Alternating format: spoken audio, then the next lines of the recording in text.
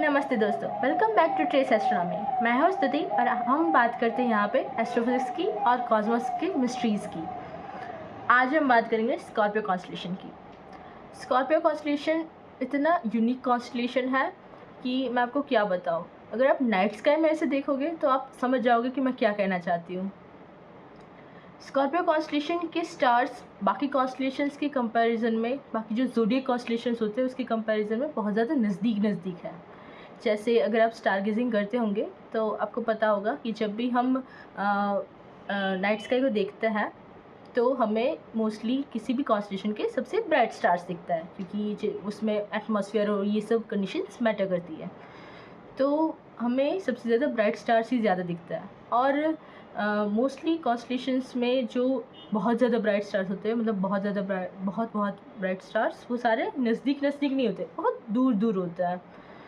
मतलब जैसे ओरायन है तो ओरायन के हमें मेनली मोस्टली 4 उसके कॉर्नर्स के स्टार्स और बीच का जो ओरायन बेल्ट है उसके 3 स्टार्स दिखता है।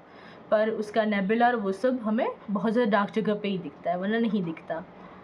तो पर इसका मतलब ये तो नहीं कि ओरायन में सिर्फ वो कॉर्नर स्टार्स और 3 ओरायन बेल्ट ही है। उससे तो बहुत सारे स्टार्स होंगे उसके पास, पर हमें मोस्टली उसके ब्राइट स्टार्स दिखते हैं जो कॉर्नर वाले हैं और ओरायन बेल्ट है। ऐसे ही सारे कॉन्स्टलेशंस में होता है कि हमें सबसे ज़्यादा ब्राइट स्टार्स दिखता है। पर स्कॉर्पियो कॉन्स्टलेशन ऐसा है कि इसके ब्राइट स्टार्स जो है वो एक तो क्वांटिटी में इतने ज़्यादा है, इसमें बहुत ज़्यादा स्टार्स है जो ब्राइट है, जो हमें नेकेड आई से अर्थ से दिखते हैं। और उसमें भी वो सारे स्टार्स बहुत नज़दीक है। जैसे अगर आपने लास्ट वीक जब मून मार्स कंजंक्शन हुआ था तब आपने देखा हो तो मून और मार्स बहुत नज़दीक थे। मतलब हम यहाँ से देखें तो रिलेटिवली हमें 1 सेंटीमीटर जितना दूर दिखता था, 1-2 सेंटीमीटर जैसा कुछ। तो बहुत नज़दीक दिख रहा था वो दोनों। वैसे ही स्कॉर्पियो के स्टार्स भी बहुत नज़दीक दिखते हैं। मोस्टली हमें अगर स्टार गेजिंग करनी हो तो हम मोस्टली बहुत ज़्यादा डार्क जगह पे जाए तो ही हमें सारे स्टार्स दिखते हैं। पर स्कॉर्पियो कॉन्स्टलेशन के स्टार्स इतने ब्राइट है कि आप थोड़ी सी लाइट वाली जगह पे भी जाओगे ना तो भी आपको दिखेंगे। जैसे अगर मैं अपनी बात करूँ कि सबसे डार्क जगह जो मैंने देखी थी, मैं गई थी गंगोत्री 1-1.5 साल पहले। तब गंगोत्री में हम शाम को पहुँचे थे 6-7 बजे। दर्शन करके हम फिर 9 बजे निकलने वाले थे। तो वहाँ पे पुलिस चेकिंग थी गंगोत्री से बाहर निकलते ही तुरंत। तो उन्होंने मना कर दिया कि नीचे नहीं जा सकते, अभी 9 बज गए, रात को ट्रैवलिंग के हमारे रूल्स है, हम जाने नहीं दे सकते। तो हमें वहीं पे नाइट स्टे करना पड़ा उसके आसपास। तो फिर हम वहाँ सो गए। रात को 3 बजे मैं अचानक से उठी, पता नहीं क्यों उठी थी। रात को 3 बजे मैं उठी, मैं बाहर गई। बाहर बिल्कुल लाइट नहीं थी, इलेक्ट्रिसिटी चली गई थी पूरे सिटी की और गांव की, और वैसे भी पहाड़ होते हैं, वैसे भी लाइट नहीं होती। तो 3 बजे मैं बाहर गई और मैंने ऊपर देखा, इतने सारे स्टार्स, मतलब आप सोच नहीं सकते। मैं देवप्रयाग भी गई हूँ, मैंने एक टेलीस्कोप आउटरीच में गई थी मैं कॉलेज की तरफ से, तब भी मैंने बहुत सारे स्टार्स देखे थे। पर ये जो गंगोत्री वाला जो एक्सपीरियंस था उसमें रात की 3 बजे थे, इसलिए एटमॉस्फेयर पॉल्यूशन तो बिल्कुल नहीं होगा, गंगोत्री के पास है, पहाड़ में इतना पॉल्यूशन नहीं होता। और रात की 3 बजे से तो सारा सब कुछ बंद होते हैं, लाइट वाइट सब सो रहे होते हैं, ऐसी कोई ज़्यादा कोई कार्स की लाइट्स ऐसे कुछ भी नहीं होता। तो स्टार्स ऐसे दिख रहे थे जैसे, मतलब स्ट्रीट लाइट जैसे बड़े बड़े, जैसे हमारे ऊपर टांग दिए हो, ऐसे बहुत नज़दीक हो ऐसा दिखता है हमें। और बहुत खूबसूरत दिख रहे थे। मतलब हम जब नॉर्मल स्टार गेजिंग करते हैं तो हमें मोस्टली स्टार्स वाइट दिखता है कि ये भी वाइट है, ये भी वाइट है, सिवाय के कोई प्लैनेट्स के, जैसे मार्स रेड दिखता है हमें और ऐसे सब कुछ। पर ये जो मैंने स्टार्स देखे थे तो इसमें से कोई भी प्योर वाइट नहीं था, सब में थोड़ा थोड़ा कलर ग्लो तो होता ही है मोस्टली, ऐसा मुझे लगा। जैसे कोई स्टार्स बहुत ज़्यादा ब्लू थे, कोई स्टार्स बहुत रेड थे, कोई स्टार्स वाइट जैसे दिख रहे थे, पर उसमें थोड़ा सा ग्रीनिश ग्लो होता है या फिर सिल्वरी कलर जैसा होता है, ऐसे दिख रहे थे। बहुत बहुत खूबसूरत दिख रहे थे। तो आपको भी अगर स्टार गेजिंग अच्छे से करनी हो तो आप हिमालयज़ में जा सकते हो। पर अगर आप हिमालयज़ में जाओ तो एज़ अ रिस्पॉन्सिबल ट्रैवलर जाना चाहिए, टूरिस्ट की तरह नहीं जाना चाहिए कि अगर हम मतलब जो भी चीज़ें लेके जाए वो सही सलामत वापस लेके आए, वहाँ पे कुछ भी फेंक के या छोड़ के ना आए। ऐसी कोई हम अलग से बैग भी बना सकते हैं। यहाँ पे पुलिस वाले कहते भी है कि अलग से बैग बना लो, उसमें सब कुछ डाल के लाना, नीचे आके डस्टबिन में डाल देना। वैसे भी हर जगह डस्टबिन होती ही है, तो ऐसे हम कर सकते हैं। हमें ऐसे जैसे भगवान ने हमें जैसे हिमालयज़ हमें साफ़ सुथरे गिफ्ट में दिए हैं, तो हम उन्हें भी साफ़ सुथरे ही रखें, ये अच्छा होता है। तो हम बात कर रहे थे स्कॉर्पियो कॉन्स्टेलेशन की। स्कॉर्पियो कॉन्स्टेलेशन मैंने सबसे पहले देखा, थोड़े दिन पहले ही देखा। मैंने उससे पहले कभी नाइट स्काई में स्कॉर्पियो कॉन्स्टेलेशन नहीं देखा था। तब मैं ज़्यादा स्टार गेजिंग नहीं करती थी।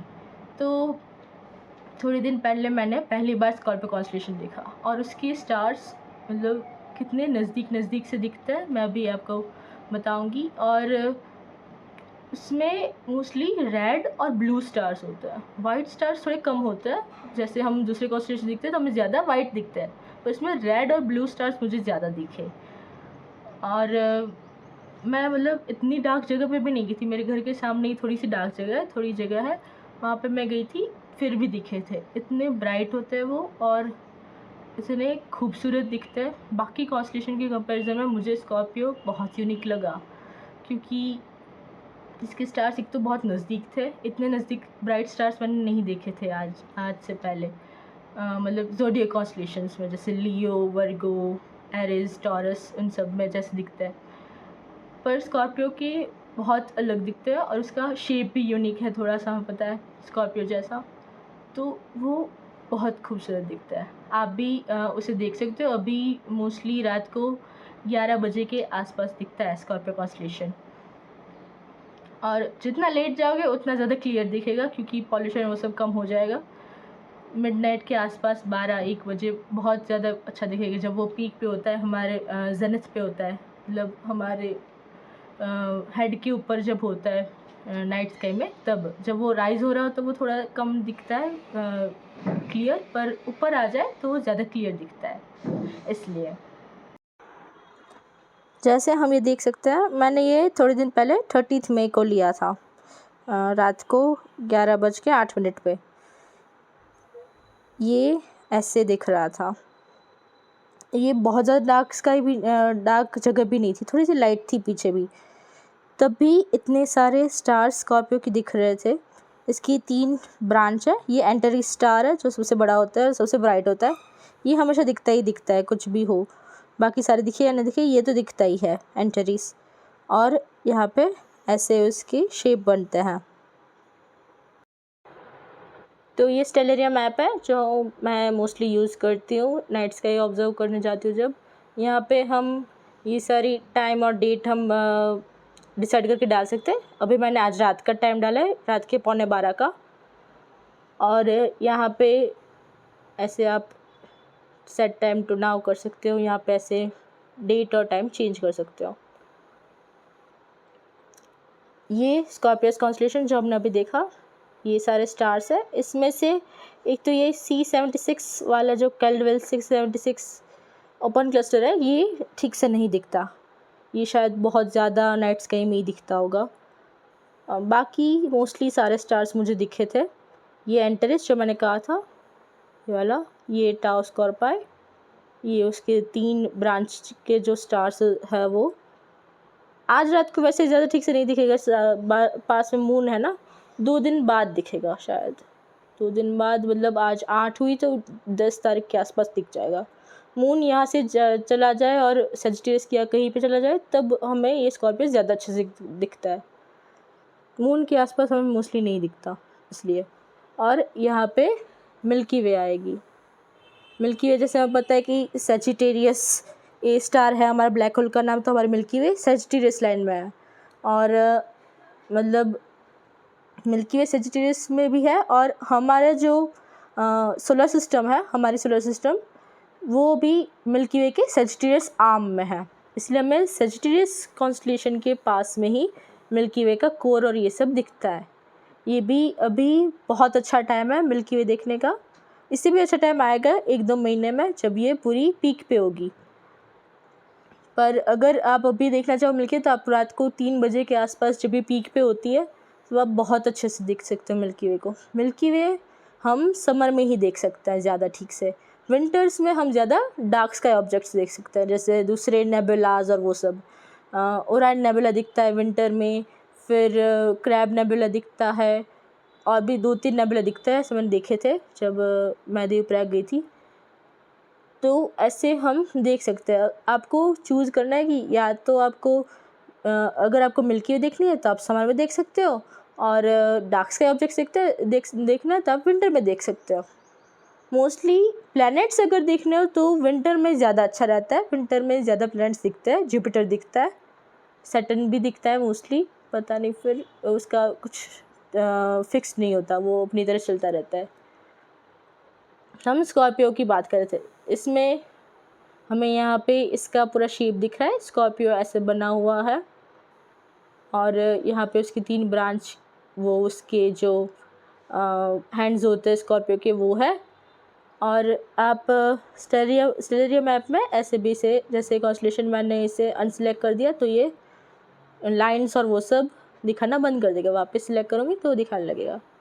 लैंडस्केप हम बंद कर सकते हैं। लेबल्स अगर हम बंद करें तो ये सब नहीं दिखाएगा, स्टार्स के नाम, सिर्फ कॉन्स्टलेशन का नाम दिखाएगा। फिर अगर हम नाइट मोड करें तो ये रेड में हो जाएगा। जब हम नाइट स्काई ऑब्जर्व करते हैं स्टार गेजिंग में, तो तब हम मोस्टली हमारा रात को डार्क एडेप्टेशन हो जाता है। मतलब थोड़ी देर तक अगर आप कोई भी लाइट ना देखो, वाइट लाइट, तो आपकी आइज़ में डार्क एडेप्टेशन हो जाता है, तो आपको स्टार्स ज़्यादा क्लियरली दिखते हैं, और जो डिम स्टार्स होते हैं वो भी दिखने लगता है। तब जब ये स्टार गेजिंग कर रहे हो तब हम रेड लाइट यूज़ करते हैं, ताकि हमारा डार्क एडेप्टेशन ख़राब ना हो। अगर हम वाइट लाइट यूज़ करेंगे तो डार्क एडेप्टेशन वापस करना पड़ेगा, उसमें फिर 5-6 मिनट और लग जाती है, और फिर भी ठीक से डार्क एडेप्टेशन तो 15-20 मिनट बाद ही होता है। इसलिए ये नाइट मोड रखा गया है इसमें, ताकि हमारा डार्क एडेप्टेशन ख़राब ना हो जब हम स्टार गेजिंग कर रहे हो। फिर यहाँ से आप एटमॉस्फेयर रख सकते हो, एटमॉस्फेयर निकाल सकते हो। यहाँ से ग्रिड्स और लाइंस भी रख सकते हो। आपको अगर RN डेक देखना है हर एक स्टार का, तो आप ऐसे देख सकते हो। मुझे पर्सनली नहीं पसंद ग्रिड्स, इसलिए मैं नहीं रखती। तो ऐसे हमें ये सब कुछ दिख सकता है। अभी अगर आप इसमें टाइमिंग्स होते हैं, जैसे स्कॉर्पियो आपको ठीक से देखना है तो स्कॉर्पियो जब पूरा जेनिथ पे आ जाए तब आप देख सकते हो ठीक से। तो ये होगा शायद 12:30-1 के आसपास, मुझे लगता है, तब ये पूरा ऊपर आ जाता होगा, तब हम देख सकते हैं ठीक से। अभी के टाइम में हम लियो देख सकते हैं ठीक से, और वर्गो भी देख सकता है। और अभी मार्स दिख ही रहा है। मार्स हमें दिखता है सनसेट के बाद, और 8-9 बजे तक ही दिखता है, फिर वो सेट हो जाता है। सो फ्रेंड्स, मैं यहाँ पे उत्तराखंड में रहती हूँ, तो मुझे हर जगह मोस्टली स्टार गेजिंग ठीक से हो जाती है। उत्तराखंड में मैं मोस्टली ऊपर जाती रहती हूँ स्टार गेजिंग के लिए। धनौल्टी में दिख जाता है कभी कभी। ज़्यादा सुरकंडा देवी मंदिर है, जो सुरकंडा देवी मंदिर ऊपर ट्रैक करके चढ़ना पड़ता है, उससे वहाँ पे भी बहुत अच्छा दिखता है। फिर ऊपर के हिमालय तो है ही, केदारनाथ में भी दिखता है, वहाँ पे मैंने की। बद्रीनाथ में भी दिखता है, त्रियोगी नारायण मंदिर में भी दिखता है। तुंगनाथ के पास बहुत ज़्यादा अच्छा दिखता है। तुंगनाथ अगर आप ऊपर तक चढ़ पाओ तो वहाँ पे भी बहुत सुंदर दिखता है। ऐसी जगहों पे आप जा सकते हो और वहाँ पे आप स्टार गेजिंग कर सकते हो, पर आपको ध्यान रखना है, कोई भी चीज़ ऐसे फेंकनी, ऐसे कुछ नहीं करना है। सो फ्रेंड्स, आज का वीडियो आपको कैसा लगा मुझे कमेंट करके ज़रूर बताएं। मिलते हैं नेक्स्ट वीडियो में नए अमेजिंग कंसेप्ट के साथ। Till then keep looking up and stay curious. और फ्रेंड्स, आप मुझे इंस्टाग्राम में या लिंक्डइन में भी फॉलो कर सकते हो, मैंने इसकी लिंक डिस्क्रिप्शन में डाल दी है। मिलते हैं नेक्स्ट वीडियो में।